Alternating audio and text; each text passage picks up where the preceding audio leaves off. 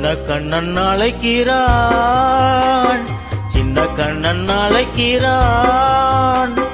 ராதையை பூங்கோதையை அவள் மனம் கொண்ட ரகசிய ராகத்தை பாடி சின்ன கண்ணன் அழைக்கிறான், சின்ன கண்ணன் அழைக்கிறான்.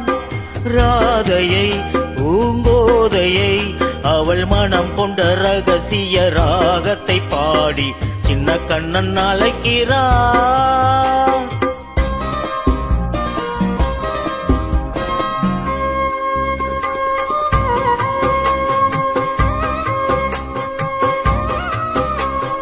கண்கள் சொல்கின்ற கவிதை இளம் வயதில் எத்தனை